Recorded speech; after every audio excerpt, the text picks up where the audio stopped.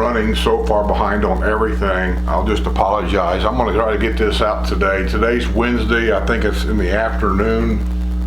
Hold on.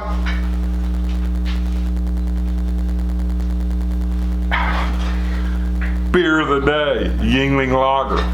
I've been working really hard on getting things set up. I get a little confused in here. I got so much crap in here now that I get a little lost. Question and answer real quick. Brooke Austin. Also, I've updated a lot of stuff in here. My Wi-Fi has been updated in the last couple of days to where I'm supposed to be on high speed now. It better be. I've been doing some testing, and so far the numbers that I'm getting are really good. We'll see how this works out. And I'm doing all this basically for the live stream, because I would disconnect, it seems like, on a regular basis. And so for the live stream, we'll see how this works out. Anyway, she had a question. Brooks Austin had a question, I think. Skip, I'm a fellow Hoosier.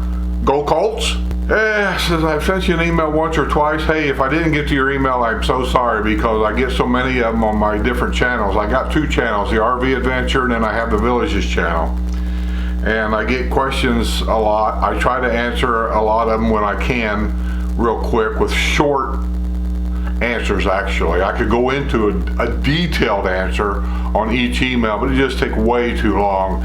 So sometimes what I do is I just send them a link to a video, because that question was answered in a previous video, or something like that. So if I missed one of your questions, you may have to send it 2 or 3 times, you know. I do the best I can do. It's been a while since you probably get, I'm guessing hundreds of emails. I do. Thank you for making all your videos. You're more than welcome. They are enjoyable to watch, each and every video. Well, not all of them are winners, I'll be the first to admit. They are all great, but I especially enjoy the ones on which you go through the local news. Hey, the news is the news. It is what it is in every city, you know, but I do read it for everybody. I especially enjoy the ones on which you go through the local news. I think the thing I like the most is when I listen to your thoughts about the adult children. Douchebags. The adult children, douchebags, who move in with their parents and then abuse them and take it. Oh my God, it's in the wintertime especially, it seems like it's a regular thing. They move these useless kids. I swear to God, 45-year-old kids that can't make it on their own. Neighbor, you've heard the news. This is what goes on. Just the other day, a guy was arrested for stealing or taking advantage of a neighbor of his mother that had dementia. And he's taking advantage of this person. It's disgusting. And that you're an enabler is what you are. You're enabling that child to be a useless douchebag.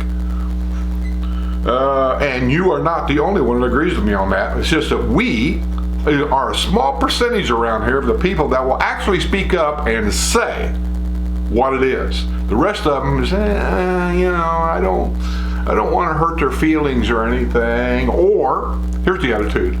Yeah, well, that's over in that neighborhood and it doesn't affect me. Oh my gosh, you wrote a long one. Oh my God, I don't know if I'll be able to read all this.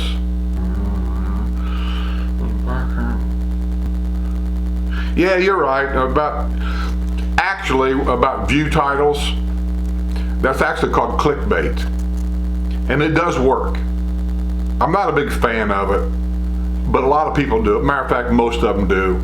For example, I tried it once just to see how it would work. And it worked out well. But I felt guilty about it, I really did. I had a news, it was a News Friday, and I don't remember which one. You have to go back and look for it. The title of it, if I remember right, was She Dropped Her Baby. Clickbait, that's all that was. There was a small article in there of some woman, I forget what happened, but something happened.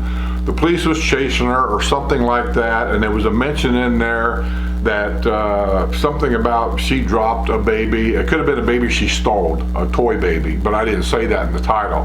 I just put in there, oh my God, she dropped her baby.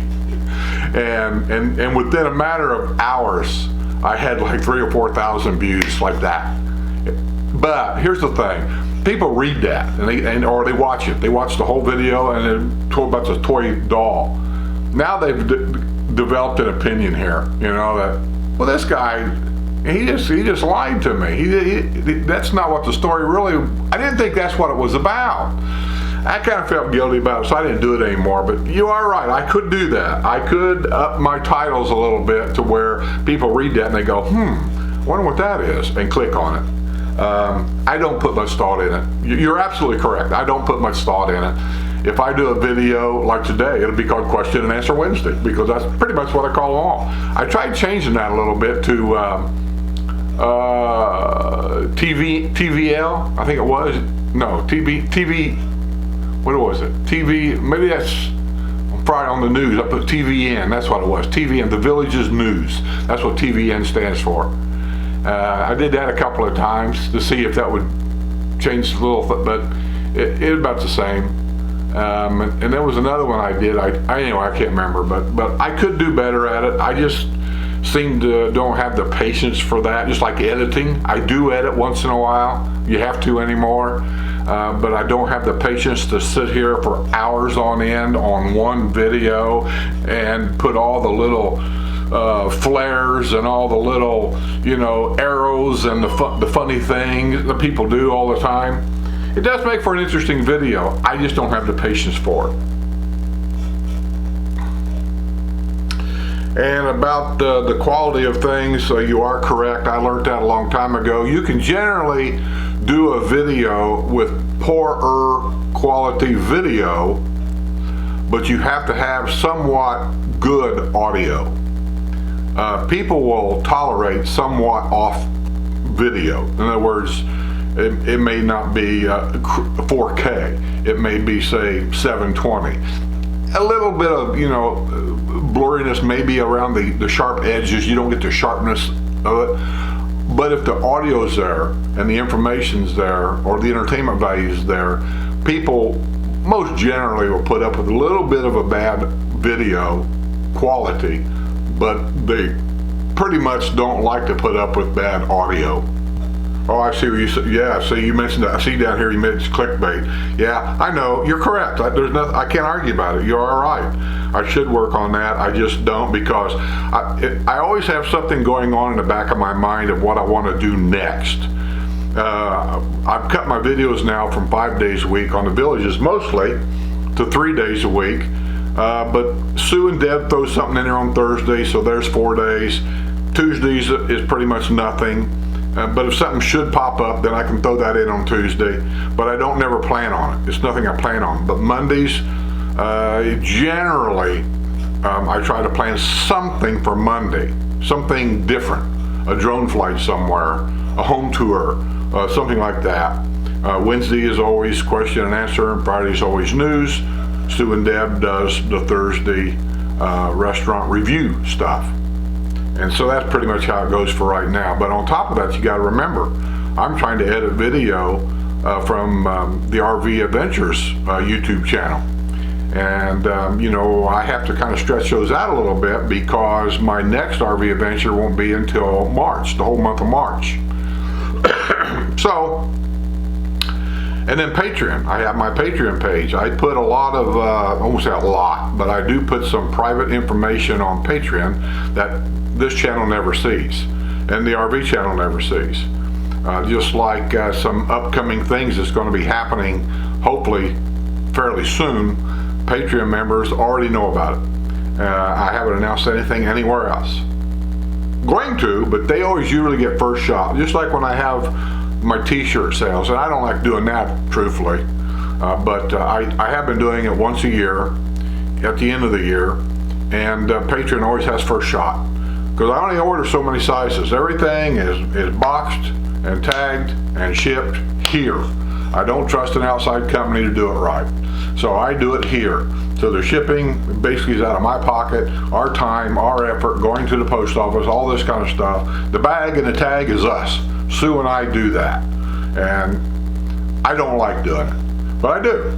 It's a way of getting a few extra bucks to upgrade equipment like I have here. I've spent a little bit of money here recently to upgrade the studio a little bit. Yeah, so the suggestion is, for instance, instead of titling a video, this is about the Village's news, the Village's news for 1/10/2020 or whatever, it says you could call it the latest scumbag lawbreakers of the Villages. And let me just say, fellow Hoosier, don't think I haven't thought about that. I thought about just putting just that on every one of them, whether it be good or bad, that. You can thank my wife for that. When she goes over these videos generally before I post them, and sometimes she'll say, you need to edit this out because that's insulting, you shouldn't do it, you know, or whatever. And the titles, if I put that in one of my titles, she's going to say, you can't put that in there. She said, that's awful. She's the one that talks me out of it. I'm sorry. Do I wear the pants in my family? No. Oh, it says you signed up to be my Patreon. Well, thanks. I appreciate it. Oh, so you know about upping my game. Secret. Don't say anything. I thought you had a question in there. It was just basically information. Well, I just wasted a whole lot of time on a guy that didn't have any questions.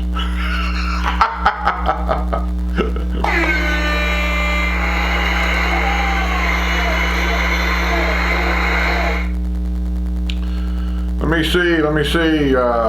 Linda, I haven't heard from you yet. Give me a call. I sent you my phone number by messenger, or text me, or message me, or something, so I could explain what I need to talk to you about. Gotta find at least one question here. Oh, here's one. Todd Davis has a question. I just take these by random. I don't, as you can see, I don't proofread them. I just go through there and then I find them. Todd Davis says, hope all is well with you. It is. Sue and I are getting along just fine. She's at the store right now. And says, I am 53, my wife is 50. We are reviewing options in the Villages and really like the Villages, or in Florida. Reviewing options in Florida and really like the Villages. We enjoy your news and candor, so thanks for that. No place is perfect, that's true. If you come here with the dream, the idea, whatever it is in your head that a retirement community is, remember this is a 55 plus retirement community. That comes under a Florida statute, so there are certain rules and regulations that Florida requires to be a 55 plus. Developer has no real say-so about that. So just know what those are, and if you're good with that, then you're good to go to any 55 plus community, which I think is most of them in Florida now. There used to be years ago some 65 closed communities. You had to be 65, and so did your spouse, or you couldn't even buy, and they were gated. I can't remember where they were at, or I think those communities now are long gone, which, may I say, I think is a shame, because I would enjoy something like that, a closed 55 plus community. And yeah, that would stop a lot of the headaches that I see around here. Legally, I'm not sure they can do that anymore. Anyway, it says we currently live in Franklin, Tennessee. I love Franklin, Tennessee. It's a little pricey area right there. Matter of fact, if I remember right, doesn't the Judds live in Franklin and a few of the other country stars? I went right by that. I used to go to Spring Hill, Tennessee, because I was a UAW union leader in Fort Wayne, Indiana, for the truckers who delivered the parts back and forth from Spring Hill, Tennessee to build the Saturn car. So we had a chance to go to Franklin several times, and we went there on a union dinner once. Some log cabin over there that ended up being a big restaurant, had some of the best steaks I've ever had. I can't think of the name of it, sorry, but yeah, I like Franklin, been there. Questions, I am curious about including quality of homes. I don't see a problem here with quality of homes. I've sat here through Hurricane Irma. If you go to my videos, you'll find them. The before, the day of the hurricane, and the day after, and showed all the damages that we had here. And some of the damages that I thought we was going to have, we never had any of it. So I don't think the quality built of the homes is a problem. I think most of the homes in Florida are built to basically a hurricane standard. Now the standard here in the central part of Florida may be a little different than if you're on the coast, the Gulf Coast of Florida, or the eastern coast of Florida, Atlantic coast of Florida, where the hurricane would be a lot stronger. So the hurricane build there might be a little different, a little stricter, but here we have our I think a basic hurricane standard on certain things, and from what I've seen, I didn't see any problems the way the homes are built. No leaks, no harm, no foul. I lost like 20 shingles is all I really lost during Hurricane Irma. So, you know, if that tells you anything. Concerns about growth. Yes, I do have that, just like anybody else. But the way the Villages is designed, the growth problem doesn't basically affect you that bad so far. Each town square is almost its own city. Spanish Springs, Lake Sumter, Brownwood. And we all have this stuff in our circles, every one of us. Town square, town square, town square. Rec centers are everywhere, regional rec centers are everywhere, shopping is everywhere in those 3 squares, everywhere. You can go anywhere you want to go, but in most cases, your residents will use their local neighborhood pools, their local rec centers for recreational stuff, their local town square. Now they do travel. Some of these line dancers are real dedicated to certain bands. So if that band's playing in Brownwood, they all get in their car, they go to Brownwood, and that's where they're going to be. But other than that, you don't see that problem so much. Now the Finney area is different. They don't have a town square. They don't have any shopping. They only have one little restaurant, and that's it. Stuff is coming, but this is the way it's been now for a long time. So when the snowbird season is in, and the population down there is at capacity for what's already built and sold, those people have to go somewhere. They go out to do their shopping, to go to restaurants, to go to a town square. Most of them probably wind up in Brownwood because that's the closest town and town square to go to. So that could be a problem. Golf courses get full for tee times, prime time tee times, and so that gets to be a problem in the wintertime. But as far as the growth goes, so far it hasn't been a big issue, not the way I see it. We are younger than 55. Could we purchase in advance? As far as I know, you can. I think there's a 20%, what they're doing, I think there's a 80-20, and I think there's a 20% inclusion the way they want to implement it. I've done a video about how it was originally implemented, and then somehow over the years it's gotten twisted around to the point where I don't even halfway understand it. But basically the way I'm understanding it is 20% of the people that property buyers they can be under the age of 55. I think that's the way they're doing it. That's not the way it's supposed to be set up, but I think that's the way they're doing it. So, and also keep in mind too, renters don't really count. I don't want to sound rude, but that's a fact. When they do a census down here, if you rented a home for January, February, March, the 3 months of winter, you're not part of the population really. Where they get the information about roads traveled and things of that nature that they use the census numbers for, the rental people really doesn't count. And personally, I think they ought to, because they do affect things, you know, the deterioration of roads and so on and so forth. We are trying to determine, should we? I don't see why you shouldn't. I mean, it's up to you. I mean, if you're retired, working part-time, whatever, I don't see why you shouldn't, if you want to. Are there more desirable locations than others? I don't know. I would want to live in an older area, though. I understand. Want to be with those closer in age. What's your window there? You say you're 53. Is there a 10-year window? I mean, because I did a video, I think the average age sitting through the whole of the villages, what was it? You guys saw the video. What was it? I read it right out of the newspaper. The census thing came out.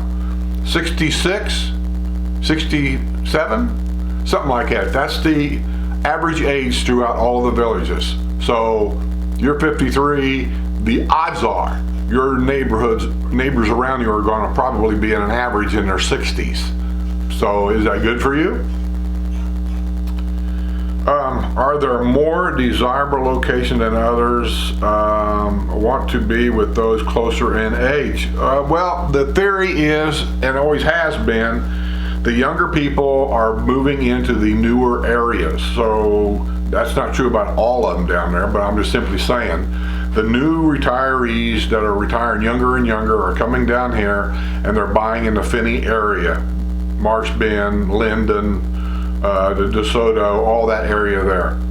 So those people would probably be closer to your age on average. It's not to say they all are, I'm just saying, because I know people up here, because the price of the homes went up in value to the point they sold, took their profit, went down to Finney and bought basically the same house at a cheaper price, and then put some money in the bank account. I know at least 3 people that's done that. Just saying. And those people are all over the age of 70, all of them. Want to be closer to age, perhaps you wait longer. Well, you can do whatever you feel comfortable at doing. I can't tell you, financially or whatever, what you feel comfortable at doing. Do whatever you feel comfortable at doing. But I've always said this, and let me say it again.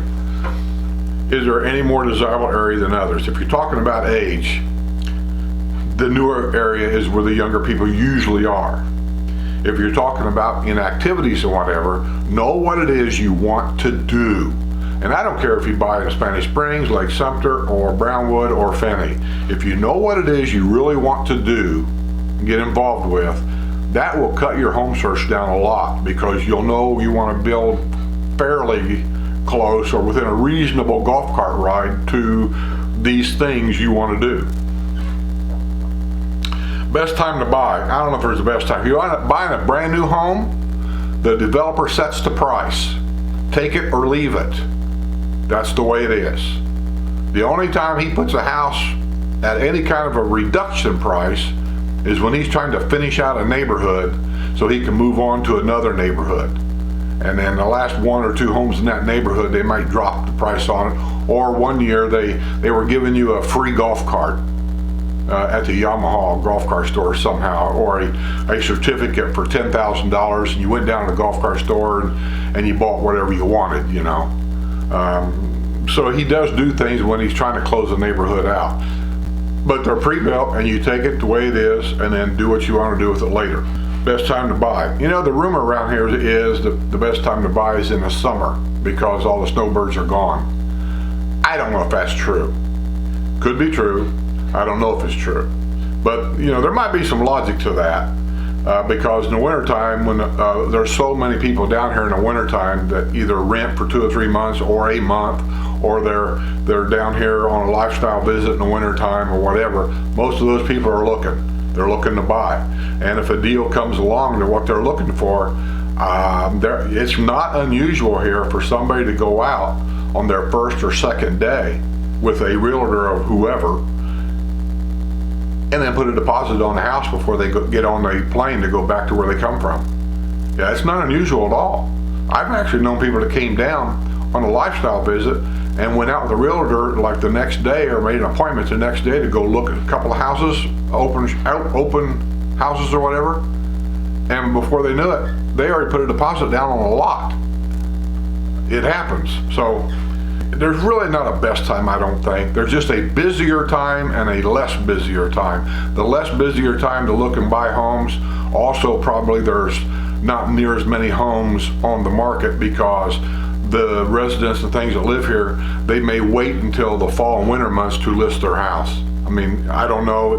That's just my logic saying that.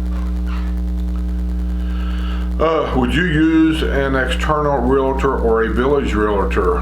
Both. You have to have a village realtor if you're going to buy a brand new home. He will not work with an outside realtor whatsoever. That's just, it's always been that way. He owns all the brand new homes. He sells all the brand new homes with his real estate company, and that's the Village Real Estate Company.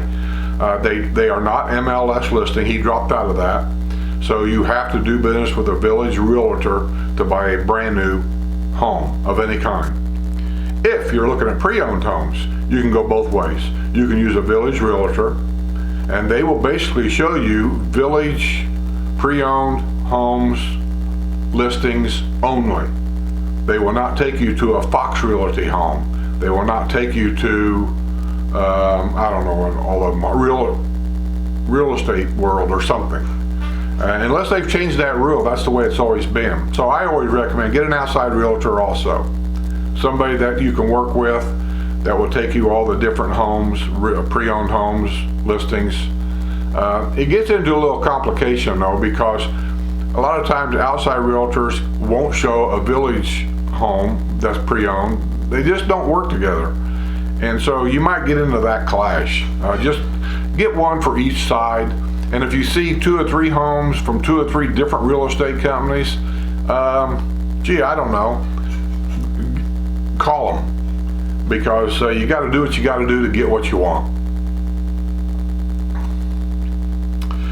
Do many have part-time jobs? Literally every job that you see inside the villages is generally open to village residents from the get-go. They will hire village residents, I think, before they'll hire somebody from the outside. The only time they go to the outside to hire people, and you'll see a lot of outside people working here that don't live here, and that's fine, is the jobs that village residents don't apply for. And they got to fill the positions. And one of them is servers. You go to any of these country clubs, any of these restaurants inside the villages, most of them people in there that you'll see elderly people working in there serving and whatever, and most of those are residents here. My barber, Donna, which I've done a video on, her and her husband, they're at Cal's Barber Shop. Both of those are residents here in the villages. And so they cut hair, you know, I think 2 or 3 days a week, and I make my appointment with Donna. She's always cut my hair. So there's all kinds of part-time jobs here. I worked as a gate attendant for quite a while, and I thought about going to Community Watch, but my dad got sick, and I went up there to take care of him for 3 or 4 months. And my only criticism about the villages and the way they run things is it's turned into like a corporation thing where the right hand doesn't know what the left hand's doing. I had a supervisor, I had several actually, but I got along with everybody, no problem. I mean, I really kind of enjoyed the job. I like to work nights, midnight till 6 in the morning, and they loved it because nobody wants to work those hours here. They want to be in bed, you know, and get up for golf in the morning. So I like those hours. It was quiet, peaceful, and to be honest with you, I didn't have to do much. Everybody's in bed, so I didn't really have a lot to guard. And so I drank coffee and watched a couple of movies that I downloaded in my computer and took it to work with me, and that's what I did. And I talked to the cops when they come through, you know, free cup of coffee, that kind of stuff. And my supervisor would stop by, you know, and I talked to him for a while. That's it. But Dad got sick, and I called my immediate supervisor, and I said, I got to go up and take care of Dad. Told her why, blah, blah, blah. No problem. She said, I'm so sorry. You know, they were super, super nice, super, super cooperative, as you would expect them to be in a place where people are elderly and they're employed. People get knee replacement surgeries, hip replacement surgeries, heart bypass, all this stuff. Well, if they're employed, sometimes they got to take off for extended periods of time. And so they got to understand that, you know. But I got a phone call. I was up at Dad's house for about 2 months. And I got a regular phone call from my immediate supervisor. Never asked me when I was coming back to work, never. She'd always call and say, how are you doing? How's things going? Are you okay? How's your dad doing? Blah, blah, blah. And I talked to her for, I don't know, not a long time, 10, 15 minutes, keep her updated. And she'd call me on an average about once every week, maybe 2 weeks. One day the phone rang, and I seen the area code, and I figured, well, it's my supervisor again. And I answered the phone. It was some lady. Have no idea who this lady was. Real snotty on the phone. And she was asking me questions like, first word out of her mouth was, "Is this Mr. Smith?" I said, "Yes." And she, "Mr. Smith, this is," whatever her name was, "from the village's office." She said, "How long are we supposed to keep this job open for you?" I said, "Pardon me?" She said, "Well, we're going to keep this job open for you for quite a while." She said, "How much longer are we supposed to keep this job open for you? We got a business to run." Key word, we got a business to run. I heard that so much at UPS. When she said that, it immediately made me mad. I mean, I couldn't stand it anymore. I left that behind, and I'm not going to go through that with anybody ever again. And I says, well, I told her, I said, "Have you talked to my supervisor?" I said, "Because she knows what's going on, and I've explained everything." And she, "I understand that your dad's sick and everything." She said, "But how long are we supposed to keep this job open for you?" I took a big bite on my lip, took a deep breath, because I do have a temper. And I says, "Well, let me make it easy for you." I said, "You don't have to keep it open at all." I said, "I quit." Long pause. "So you're relinquishing your position, is that what you're saying?" I said, "No. What I'm telling you is because of your nasty attitude, I quit." And I just hung up on her. About 2 days later, I got a call from my immediate supervisor. And she was asking me how things was, and I told her I was going fine. I said, "Sorry, I had to quit." And she said, "What?" She said, "I don't know anything about it." And I told her what happened. She said, "Oh," she said, "that's HR department." She said, "They don't know what we do over here." And I said, "Well, apparently I quit." So I said on the computer, I said, "I'm probably not employed anymore. So, sorry." I think Sharon was her name, my immediate supervisor. So, "Sorry, Sharon." I said, "But I won't be reporting back to work. I'm not going to put up with that." And she said, "Don't you worry about it." She said, "When you want to come back to work," she said, "you give me a call and we'll take care of it." I said, "Okay, I appreciate it." I never called. I mean, I'm sorry, but sometimes I just got this attitude about a lot of things in life. And one of them is, if I decide that I don't like you for life. It ain't, I don't like you today, or I don't like you tomorrow. I don't like you forever. And that was one of them. So if you need a part-time job, I had a glance to see what I was at, because this is getting too long already. Need a part-time job, they're available.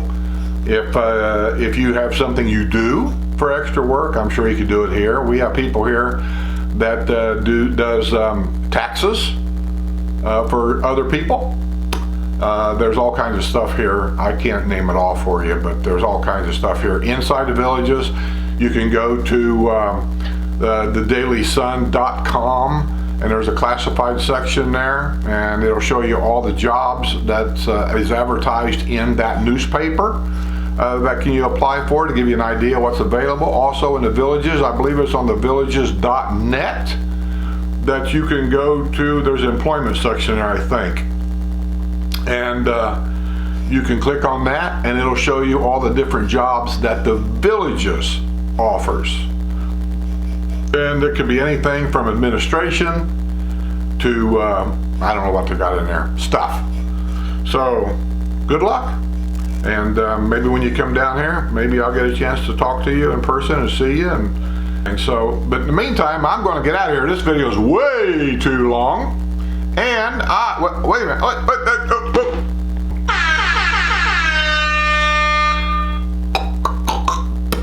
See you on the other side.